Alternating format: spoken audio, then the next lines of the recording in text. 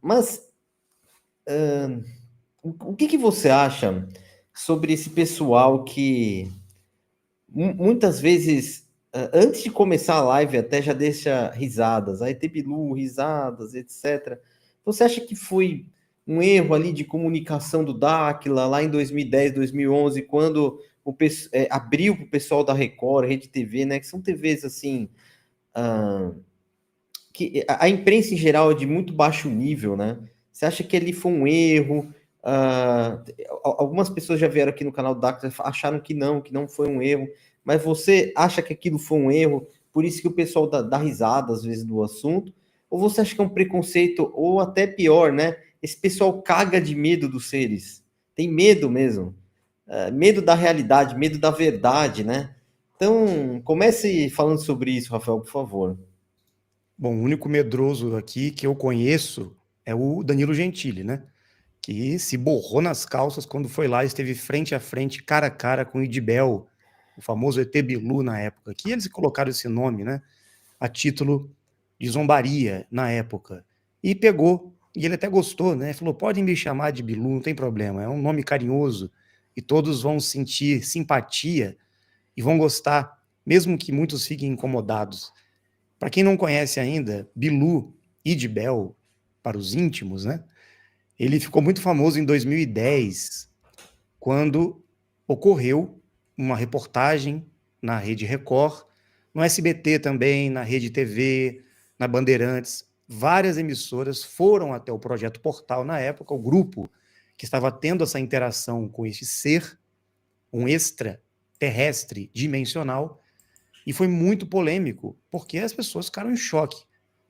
Uma equipe de televisão conseguiu filmar e entrevistar um extraterrestre. Sim, isso aconteceu em rede nacional. E isso foi abafado.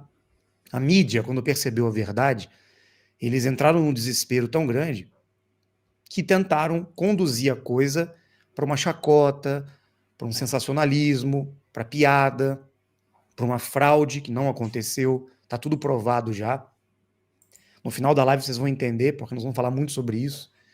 E esse extraterrestre, quando ele apareceu para a população em rede nacional, gerou uma comoção. Muitas pessoas ficaram assim em choque, algumas em conflito com suas crenças, né? E outras dando risada, achando que era uma piada, que era uma brincadeira, né, das equipes de televisão. Por quê? Uma emissora séria jamais iria fazer uma reportagem para entrevistar um extraterrestre. Depois, outras emissoras também pediram para entrevistar o extraterrestre. Em menos de 2, 3 meses, 4 emissoras, só a Rede Globo que não foi. Mas SBT, Record, Bandeirantes, Rede TV, as principais emissoras de rede aberta, foram até lá para ter esse furo de reportagem. E tiveram a chance, porque ele, Idibel, representando um grupo de extraterrestres conhecido como as 49 raças, que nós chamamos, que já estavam em parceria com este grupo do Projeto Portal há muitos anos, capitaneado pelo Urandir Fernandes de Oliveira, que foi perseguido pelos ufólogos, pela mídia, pelo todo o sistema foi atrás dele na época, porque ele estava mostrando a verdade acerca desses contatos, desses avistamentos, dessas manifestações que aconteciam lá na região de Corguinho, Mato Grosso do Sul. E isso gerou uma polêmica na mídia na época, que só existia televisão de rede aberta, a internet ainda estava começando, né? Então, eles desceram o sarrafo, né? Como a gente diz aí. Acabaram com a reputação do Urandir, tentaram difamar, chamaram ele de charlatão, de criminoso, atacaram o grupo todo do Projeto Portal, pessoas inocentes, pessoas que são donas de família, né? Crianças, enfim, pessoas que não tinham nada a ver e estavam expostas ali na televisão, naquela reportagem, foram taxadas de loucas, de pessoas sem juízo, de fraude. Na verdade, a mídia fez tudo isso para ocultar e abafar a verdade. E nós fomos enganados. Quer dizer, eu não fui, né? Porque quando eu vi, eu fui lá conferir. Eu fui até lá. E muitas pessoas na época também foram até lá. E tiveram suas experiências, seus contatos. Eu pude estar diante do Idibel, do Bilu, diversas vezes. Hoje eu posso contar aproximadamente 300 contatos que eu já tive com ele, muito mais, né? Que eu já tive com ele e com outros seres também. E não há dúvidas, para nós que estamos tendo essa experiência há mais de 20 anos, não há dúvidas, né? Mas o que aconteceu na época? A mídia conseguiu doutrinar e manipular as pessoas que acreditaram em uma mentira que a mídia contou. Porém, os fatos eram verdadeiros. Eles manipularam a narrativa para deixar as pessoas achando que era uma brincadeira, uma palhaçada, né? Incriminando o Urandir e o grupo. Mas hoje a verdade veio à tona, graças à internet, aos podcasts, né? Eu, particularmente, junto com os integrantes de Dáquila, estamos levando a verdade e esclarecendo esse episódio para todos. E tem dado certo. Agora as pessoas estão entendendo o que aconteceu. Muita gente está até com raiva, né? Do Danilo Gentili, das emissoras de televisão, porque na época mentiram para nós. Nós tivemos a chance de conhecer um ser extraterrestre que estava buscando um contato com a humanidade e foi negado pelo sistema. A mídia proibiu o contato em rede nacional. Ele queria ser entrevistado em rede nacional. Então ele falou, bom, já que ninguém deu valor, vou continuar fazendo contato apenas com o grupo que nós escolhemos para estar em parceria, que hoje é o Dáquila. Já são mais de 30 anos de contatos, de experiências, de parceria, de trabalho, e nós estamos sempre conversando com eles. Aquele episódio da mídia foi uma tentativa que eles fizeram para chamar a atenção da população, para atrair pessoas de bem, para trabalhar em prol da busca do conhecimento, da verdade. Mas, infelizmente, aqui no Brasil, né, tudo é festa, tudo é piada, tudo é brincadeira, e nós não nos arrependemos, não. Ele fez o que deveria ser feito, ele pediu para aparecer, ele aceitou. E ele disse, essa aparição na mídia, lá na frente vai ter consequências que será extremamente positivo para nós e todos vão entender quem eu sou, por que nós estávamos querendo entrar em contato com a população e por que nós estamos aqui. É muito sério o que está acontecendo. Na época eles fizeram piada, né? Mas agora nós estamos vendo a seriedade desse trabalho e do que está por vir aí. Sim, perfeito. O que me faz gostar bastante do Dáquila é a experiência pessoal que eu tive lá, né? Inclusive, você participou da maior parte dos momentos, né? Mas eu tive muitas experiências lá no Dáquila. E principalmente porque os seres não falam de boletas, né, cara? Que você vê, né? Esses pessoal da ufologia, da espiritualidade, eles sempre acabam nas boletas, num formato de um universo que não existe, da cosmologia da NASA. E eu acho interessante que esses seres que existem, porque eu estive lá e posso testemunhar, né, a existência, né, dos fenômenos, etc. Esses seres, eles passam conhecimento para o pessoal do Dáquila.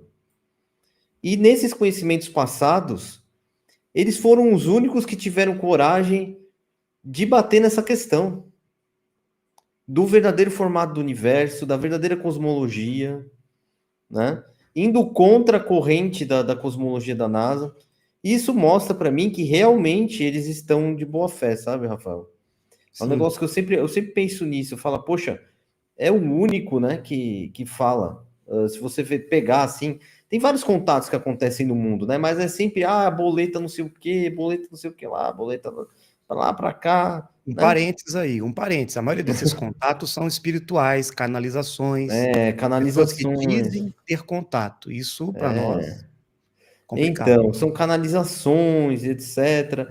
E sempre vem essas histórias da espiritualidade barata. Eles não sabem falar onde são as dimensões, o que são outras dimensões, né?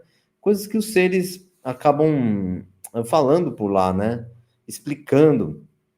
E eu acho interessante também que a gente consegue tanto pegar o nome Bilu como Idibel, conforme nós conversamos já, e, e ver que ele tem ligação com línguas antigas, né? E aí eu vou nessa questão do nome Bilu, né? Por que que esse nome Bilu? Que assim, as pessoas acabam dando risada desse nome.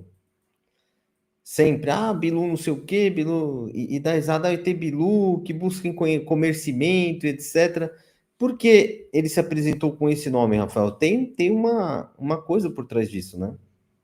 Na verdade, ele se apresentou inicialmente nesse período histórico atual, né, onde nós estamos, para Urandir, na infância do Urandir, quando começaram os primeiros contatos com ele fisicamente, tá, gente? Não é nada espiritual, era tudo físico. Ele aparecia como uma criança, como um jovem adolescente e interagia com o Urandir na infância dele. Brincava com ele. Era algo corriqueiro na época, pro Urandir, na infância dele. E o nome que ele se apresentou era Bill. O nome dele, Bill. Depois, quando o Bill voltou a se manifestar para o Urandir mais velho, né? E ele entendeu que a vida é todo um trabalho por trás, um plano, um projeto por trás desse contato, ele continuou se apresentando como Bill. O Urandir chama ele de Bill, até hoje. Não é? Só que depois de um tempo, quando a mídia foi lá, o Bilu fazia alguns contatos com o grupo, e teve um episódio que ele teve contato com um grupo de crianças. É muito interessante essa história, porque essas crianças eram crianças de 3 até 8, 10 anos, né? Pré-adolescentes. E era um grupo grande de crianças, e um amigo nosso, inclusive ele era pastor, é pastor ainda, evangélico, ele levou esse grupo de crianças para ter esse contato com o Bill. E ele começou a cantar aquela musiquinha, Bilu, Bilu, Bilu Teteia, né? Para brincar com as crianças começaram a cantar. E as crianças brincaram com ele, levaram presentes para ele. Inclusive é muito interessante porque o relato das crianças, inclusive do João Pastor, que é o nome dele, né? Esse senhor que conduziu as crianças, disse que o Bill, esse ser, estava flutuando diante das crianças. Era um ser humano, mas com uma aparência um pouco diferente. Ele tinha uma faixa na testa,